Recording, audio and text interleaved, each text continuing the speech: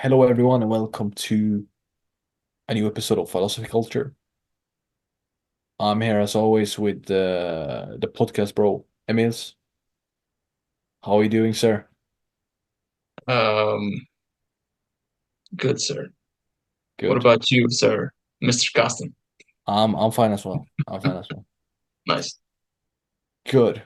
And so today we are both in a very chill mood, which is perfect to talk about Nixon Shock. Yeah, it's kind of contrasting, but yeah. Exactly. Yeah. So what else are we gonna talk about? Well, yeah, kind of the almost simple breakdown of the history uh of the relationship between the US dollar and the golden standard. That's basically our episode today. So we'll yeah, break that down as good as we can. So Exactly. Check it out.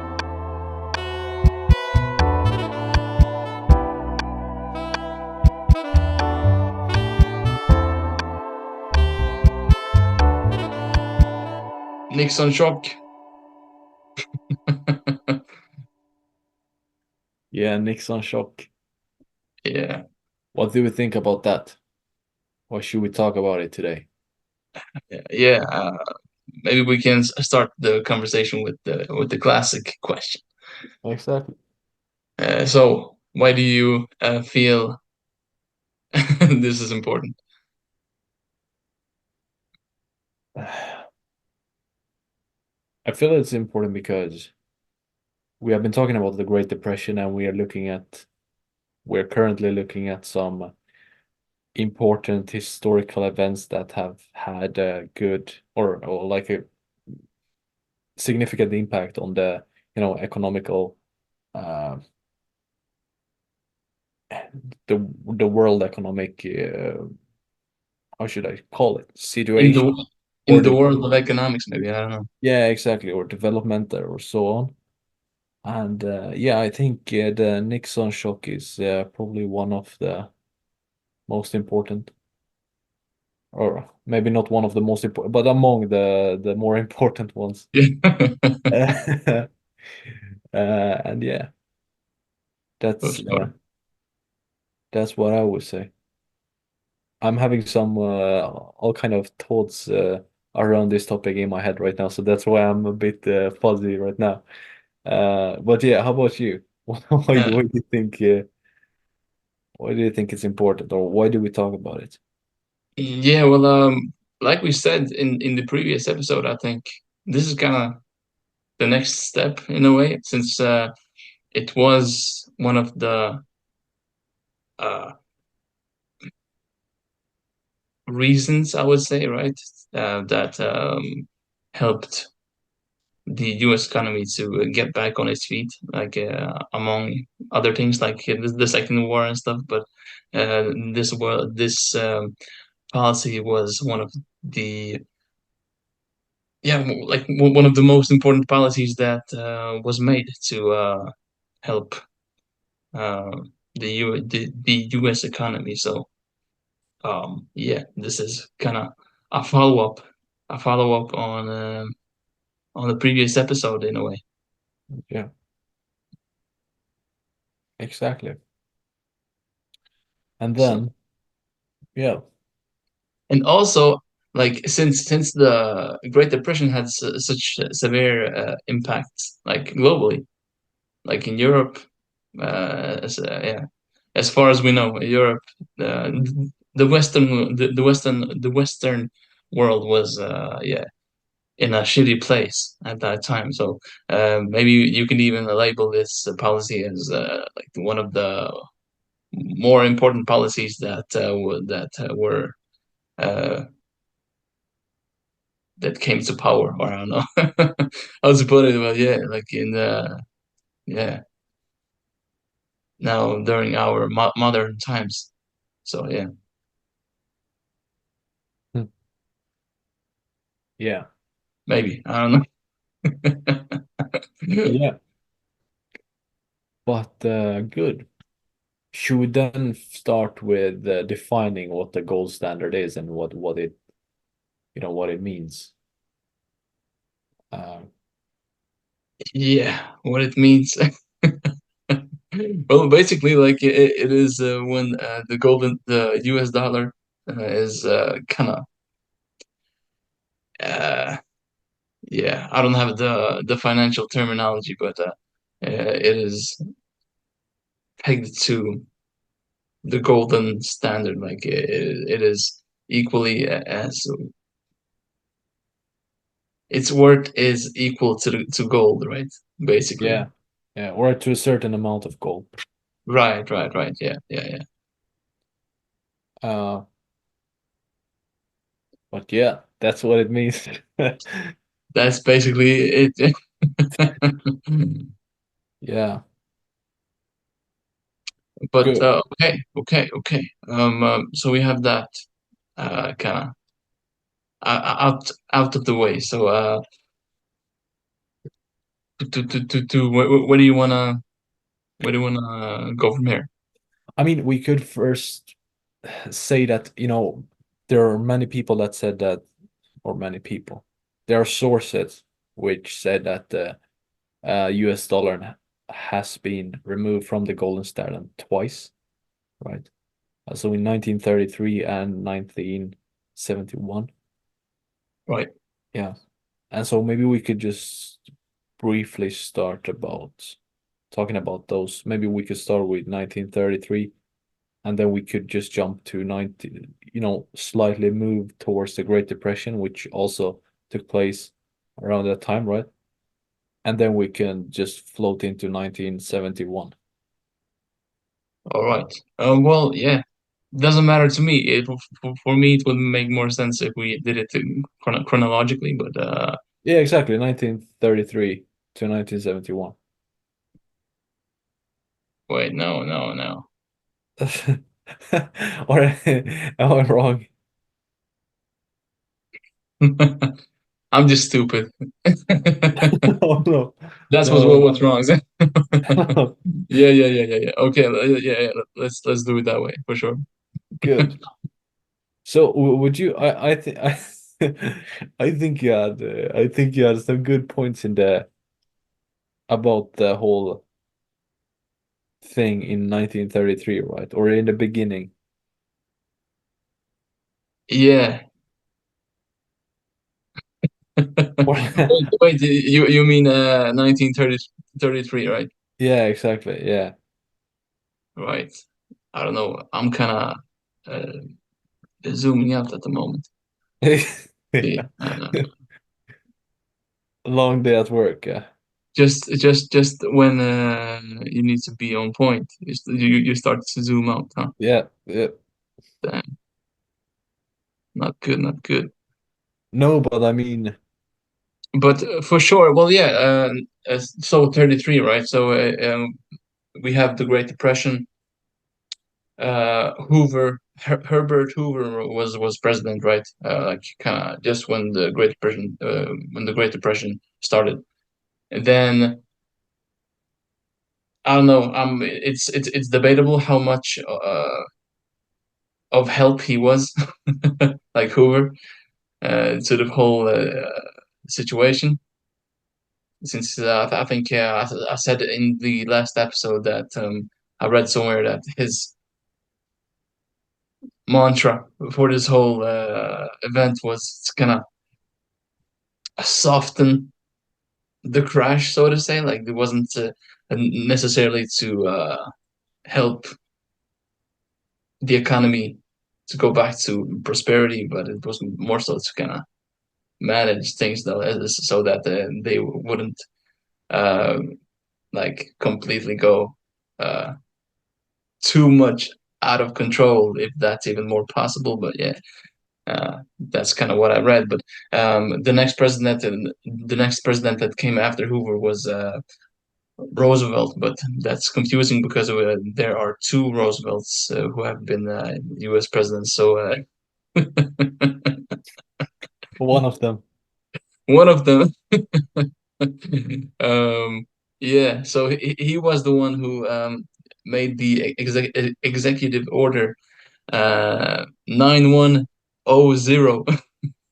in 1933 during the Great Depression. So this was the kind of towards the end, right? Um, or was I would even say like it's pretty much during the Great Depression, right? Yeah, kind of in the middle of the whole thing. Yeah, yeah. And so he kind of ended the gold standard then, but it was only domestically, right? And me and Carsten had this discussion before we started to record to kind of understand what really took place. And it was basically that he banned the certificates, right? Which was like a second way you could pay. Like you could pay with the dollar, and then you could also pay with the certificates, which both were pegged to the golden standard, right? They were equally their value was equal to each other, like the certificates and the dollar, right? Yeah, I'm not exactly sure if the dollar and the certificates were worth exactly the same. Um, Maybe not. because it felt like the gold certificates were more like accurate or like more uh uh bound to the dollar than what the US dollar was. Okay, Uh, but yeah, it was another form of payment, right? As you mentioned. for sure. Yeah, yeah, yeah. And yeah, so they banned these certificates, which basically was since the certificates were so closely linked to gold, right? It was just a way to it was a way for the government to take charge of the of gold that basically was in the country because simultaneously they also banned um, private possessions of large amounts of gold as well, right? And then there were like other things as well, but this was like this order or yeah, I don't know. Can you call it a policy as well? I don't know. Yeah, yeah. It says according to the notes or what I could find, it says a presidential proclamation. Yeah, Yeah, executive order. yeah, yeah. Yeah, So this order was just a piece of the bigger effort to kind of help the U.S. economy during the Great Depression. So it's kind of debatable of how effective it was fighting the deflation that was going on in the country, but it's there, and the dollar was sort of taken off the golden standard. Yeah. Do yeah, yeah. Exactly. you have anything more to add? Because I don't know, like it still doesn't completely make sense to me. Like, well, maybe, well, okay, okay. Now I'm kind of going back to my old previous thought. Like, I'm kind of automatically jumping into the big picture. I'm kind of trying to see how this policy helped the Great Depression as a whole, but maybe it didn't, since, like I said just now, it's kind of debatable how, yeah, how effective it was. So I will just leave it at that. Yeah, I think it was more to as you mentioned, to control the outflow of gold and the shipment overseas. Sort of, it felt like it was more to just be able to control the gold uh around the US. Um, yeah, Yeah, yeah, for sure. but And think you, yeah, yeah, I don't know either how effective this was. Uh, right. But okay, so this was the first time when the dollar was taken off the golden standard, which is basically what we are trying to kind of go through chronologically, right? Exactly.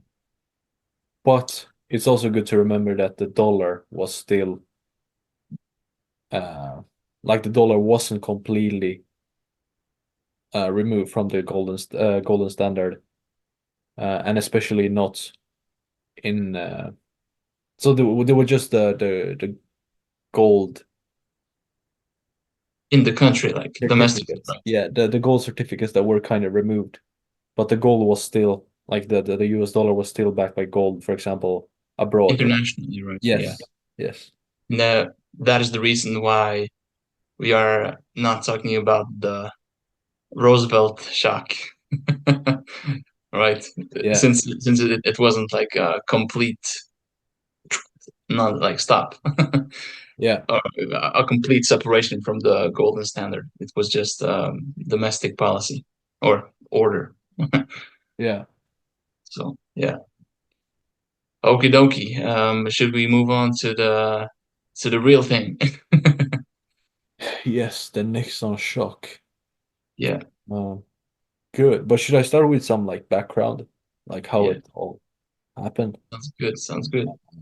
So after the Second World War, there was no real uh like no real functioning global economy, uh, which was kind of needed, especially after such a huge war where everything had to be rebuilt and everything sort of had to slowly get back to normal, but which is kind of hard if you don't have a proper economy. So what happened was that several nations got together to create like a new trading system and a new monetary system. And this conference or this agreement took place in Bretton Woods, uh, where one of the key elements or key points that were discussed was that the dollar would be pegged to gold at $35 an ounce. Now, I'm not sure how much an ounce is to uh, Kilos, right? kilos, but I think I can 1 ounce in grams. That would be like 28 grams. Okay. Okay, just for just for the Europeans here as well. Uh, uh, and so yeah, the dollar would be pegged to $35 an ounce or $35 for 28, approximately 28 grams. And the other central banks would basically exchange the dollars that they held for gold. Uh, yes. And so the dollar was as good as gold. However, every other currency had a fixed exchange rate to dollar. So I think it became very hard for actually individuals like, you know, normal Johnsons to actually go to the bank. I want this dollar I want gold for it. That Right. wouldn't work. So it was just the central banks that could do that. Right. Um, Good. And then they somehow established this dollar gold standard, uh, which made it sort of predictable, as it brought some predictability and stability to the global commerce. And it was a huge success for the next 25 years. And the dollar eventually became a global currency, which is somewhat still today. But I think we can discuss this later. Yeah. And everyone was happy to hold it, and everything went well. Uh, and it obviously benefited the recovery from the war. Uh, and it also helped the US, especially through the 50s and 60s. However, when the Nixon administration came to office in 1969, they realized suddenly that the whole economy had grown very, very big, which kind of made sense. Uh, and this resulted in the fact that there were actually 4 times as many dollars in the circulation as there were in the gold reserves. So there were basically more money circulating than what it was in gold.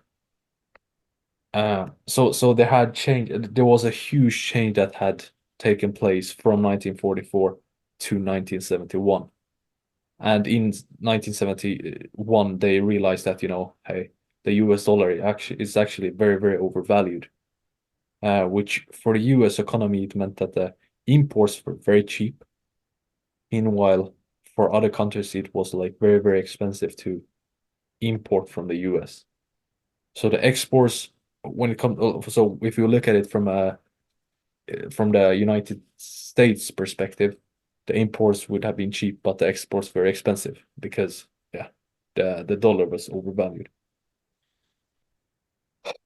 And so the US eventually experienced a trade deficit and also employment problems, right? Because it became much cheaper to actually import than to to export. export. Yeah.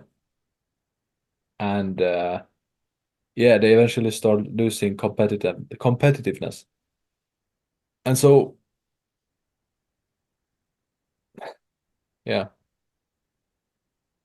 eventually like the United States couldn't uphold all the responsibilities after the Second World War. So the US couldn't help everybody. It couldn't like lift the world economy. And especially like think about the domestic economy as well. So they soon realized that, the like in 1971 they realized that, the Marshall Plan. I think the Marshall Plan, do you remember what it was, Vince? Nope. I think it was some kind of aid that was sent to, if I remember correctly from the history classes, it was some kind of aid that US provided European countries to sort of rebuild it, themselves. Right, right, right. And they pumped a lot of money into it. Yeah, And this thing, like after a while, they realized that, this won't be so sustainable anymore. Uh, so after a while, they realized, the inflation had begun to rise, and if the whole inflation thing would have continued long enough, the dollar would be worth much less than what it was before. right, And at the same time, the Nixon administration was afraid that other countries would be begging for the gold that they were actually. I mean, so if the other countries would start begging or telling US to like, yeah, you know what, give us the gold back, give us the gold, like we want the gold for all the money we have, that wouldn't be possible because as we said, the the there were more money in the system than there were actually gold in the reserves. So the US wouldn't have it. right. Uh, and that's when they realized that, maybe it's just better to remove it from the gold standard. And this would also allow the US to actually, the Federal Reserve to print money, right? Yeah, Uh, yeah, so that was a long explanation. yeah. Pl Please, please, if I missed anything or so, just No, no, like I think that was really good. But when you said that there were more US dollars in the circulation than there were like domestically, like in the States, you mean by the system, you mean all the countries who had US dollar as a backup currency, right? yeah, exactly. Like Because I found it interesting. and I think don't countries also trade with dollars? No? They do, right? That's what I wanted to discuss with you, because after the COVID-19, I think Russia, like the BRICS countries, right? Yeah, yeah, yeah. Brazil, Russia, India, and so on. They wanted they China. saw, yeah, they ceased trading in US dollar and they wanted to create their own currency. I don't know exactly what they. This is a shame because I remember that we talked about this some months ago. But yeah, they stopped trading in US dollars. Yeah, yeah, yeah. Uh, but yeah, so during that time, it was like, so for example, I found an article here with some pictures, and it was like 2.80 pounds, British pounds, would be equal to $1. Wait, And how much? How much? 2.8 British Okay, pounds would equal $1, and $35 would equal 1 ounce of gold. okay. Uh, However, in Germany, it would be like 4.20 mark, German marks, would equal $1. And Italian, for the Italian currency, would be 625 lira, would equal $1. And Japanese yen, that would be like 360 Japanese yen to $1. From which time period is this? Because don't The- Germany have doesn't Germany have euros as well? Oh, yes, but it was before the European Union. Oh, okay, okay, right, Yeah, right. so this was like uh, after the Second World War. Okay, Uh, so yeah. Uh, yeah. okay. What did you like? What was your point point with this? I'm not sure either. I don't remember what I was gonna say. We talked something You were talking about the BRIC, like the BRIC countries, something with trading, and then you went into yes, uh, because yes, you asked me if it was like if the US dollar or like if other currencies used the US dollar as a backup, and that's what they did. right, So like all the currencies were backed by the US dollar, and the US dollar was backed by gold. yeah, And then we had, of course, we had the British pound that was pound. removed. Yeah, that was removed from the golden standard in 1931, and instead backed by the dollar that was backed by the gold. I'm not sure about Uh, that. I'm not sure either. But maybe that's like kind of beyond the point, or I don't Yeah, know. yeah, I think so too. I think I'm stretching too far away now. Uh, uh, right. So, what now we have kind of gone over the reasons why Nixon chose to take the US dollar off the golden standard. Maybe we should talk a little about the kind of the results of it all, right? Or maybe, well, no, I think we already already did that, right? yeah, but I think you have a good point because we could talk about the pros and cons of actually following the golden standard, right? Or like having a currency backed by gold, maybe. Yeah, man, my head is all over the place. I was mixing the Nixon thing with the Great Depression. Okay, yeah, no worries. But yeah, for sure, we can jump into like some pros and cons and of the Nixon thing, Yeah. the Nixon shock. Yeah. All right, so what comes to mind for you? I mean, this could be both a pro and a con, right? And I was thinking the flexibility of having a currency backed by gold, because it feels like when it's backed by gold, you can't affect the money supply as much as some governments would like to, um, because it's kind of fixed, right? So the flexibility, there's less fluctuations and less flexibility in the whole process. Uh, but on the other hand, when it's not bound to the dollar, then you could of course, like, increase the money supply and sort of make the whole.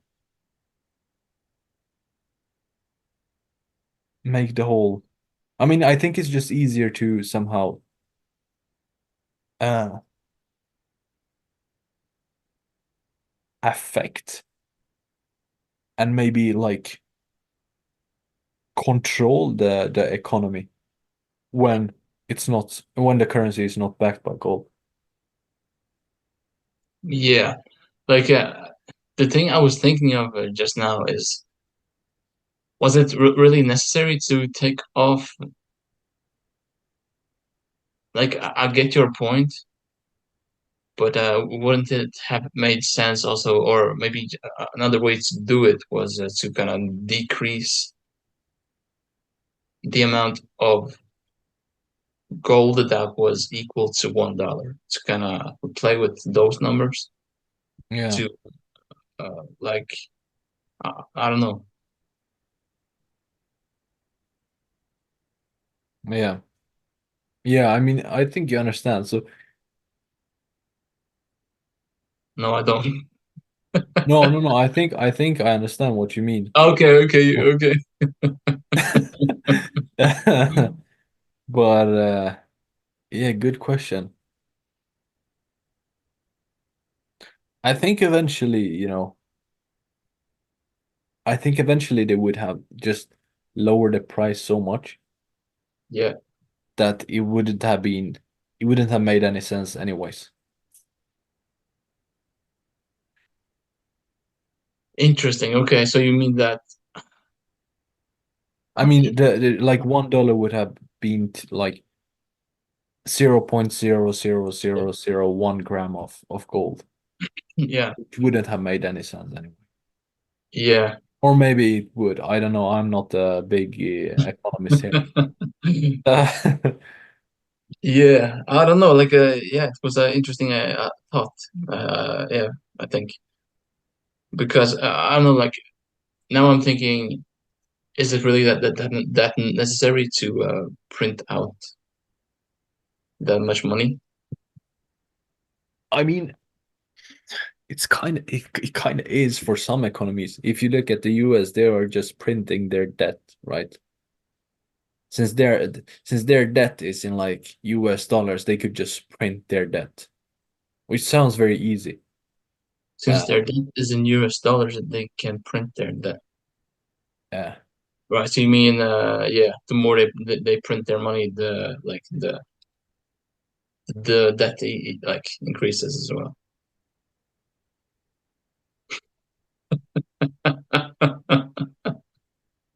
no, but I was thinking that, if I owe you 5,000 euros, Yes. right? You have borrowed me 5,000 euros, and I have bought a car for that. Right. And now I have to pay you 5,000 euros. But guess what? I can print those 5,000 euros. So I'll just pay it back to you. I'll just print them and give it back to you like nothing. However, the problem here is that this would like be very. I think that if the US would print all of their debt, that would create like a crazy economical problem because they would increase the money, like the money in circulation Yeah. by a lot. Right. And that would devalue the currency, right, Yeah, by a lot. yeah. They would create a huge inflation if they would just pump in so much money suddenly. Yeah. Yeah. Yeah. So that's why I don't think they can actually kind of print as much as they want, uh, but still. Yeah, I'm not with you at all. But maybe this is like a good sign for us to make the next episode about I don't know like state debt or something. Yeah, yeah. Yeah, Okay, fair. Yeah, good. Okay, sure. Why not? How it works and so on. yeah. Sure. Uh, But okay, where were we? Like, how did we end up talking about state debt? we're talking about like pros and cons Ah, right. with the gold standard, and then we went on the ranch. As always. The rant, yeah, for sure. Rant. Sorry, rant. A Rant. ranch is a whole a Yeah, totally yeah, different thing. yeah, Oh, yeah. Rant. Uh, but all right. So that was one of the one of the pros, right? yeah, yeah. That that the US dollar like became more flexible, basically. Right. Yeah. And a For con sure. would be, and a con would be that, uh, the golden standard is kind of unflexible, right? Yeah. And especially to like bigger economies, they're like growing like crazy. Uh, yeah.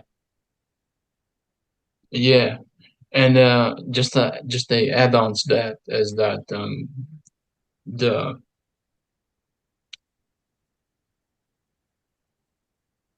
kind of yeah it was fixed rate, right? Like here in my notes, I have like a floating exchange rates led to increased volatility in the currency market as well. So it's forex is what I'm thinking of. Forex. Yeah. Yeah. Like the forex market, like where they when we went through the different markets, Oh, yeah, yeah, yeah. that's kind of what comes to mind for me is that when the US dollar was taking off the golden standard, the dollar became like more, yeah, it would fluctuated more Hmm. in that market as well, which did something. Yeah. Yeah,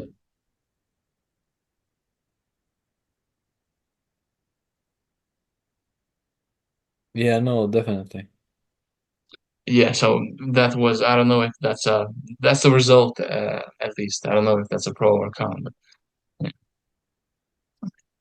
Da-da-da-da-da. I mean, I think there is some, especially if we are talking about like the global economy, there is need for some flexibility, right? Uh, Yeah, when it comes to trading and so on. However, the interesting thing is also that the economies nowadays are so independent of each other. Um, so it's like, if Japan or like one, okay, Germany, okay, yeah, these are very big economies, of course, but everything feels so much more like interrelated, so much more connected. So the consequences, or like, yeah, the consequences will spread much more rapidly, uh, than if the economies wouldn't be as much tied to each other when it comes to trade and so on. you mean nowadays Yeah, nowadays, yeah. that if one economy collapses, it's like it spreads more fast? Yeah, I mean, it will have like bigger effects, bigger negative effects in this case on the other economies as well. Okay, how come? Like, because Because they're all if you kind of related to each other, or related. I wouldn't say related, but they are like very connected. interconnected. Yeah, exactly. Okay, okay. So you said that the economies back then were more independent. I don't know back then. I'm not 100% sure, but I mean, for example, you could look at the Soviet Union. Of course, they had some. I mean, the Soviet was kind of trying to, manage itself, Yeah, yeah, be yeah. as independent as possible. But nowadays, okay, Russia still have some allies, Yeah, uh, but it feels like, yeah, the global economy is just, it's so interrelated. That's just the word. yeah, yeah, yeah, So it's very simple that one event could spread to the other countries as well. yeah, yeah, yeah. Well, for sure, and we have noticed that with yeah with the war as well Yeah. in Ukraine. So yeah, for sure. Uh, Um, right, right, right, right. Yeah. yeah. So I don't know. Do you have anything more to add, sort of? Um, Not much at the moment, actually. So next one. Well, a big con is that like one of the kind of the bigger criticisms of the Nixon shock is that it um, kind of restrained individual liberty since it banned like or took control over the gold in the country. So it was uh, it was prohibited to own a bigger amount of gold privately. So that's I would say it's a con from the individual freedom perspective, but maybe was necessary. I don't know. That's really debatable, I think. But that's uh that's a con for in my eyes at the moment, since I'm really pro individual freedom. So no. But yeah, so that's a thing. Um, I kind of, I kind of agree with you, and it's interesting to see where, everything started with, or everything started. We had that the US dollar was backed by gold, and now it moved away from gold, and now we start seeing, cryptocurrencies, and there are talks about digital currencies and how, especially in the Nordic European countries, the cash is not as much used as in other countries around the yeah, world, maybe. yeah, Um, and so it will be interesting to see what other major uh, major changes will happen through the years. Um, sure, yeah, and now when you were saying that, I was thinking of another thing, or how you could also see it. This kind of control of gold it made also it kind of centralized wealth as well. So everything became more centralized um, with that policy as well. So yeah, and I think maybe I'm not sure. Yeah, I'm not sure, but yeah, like I said, pro individual freedom.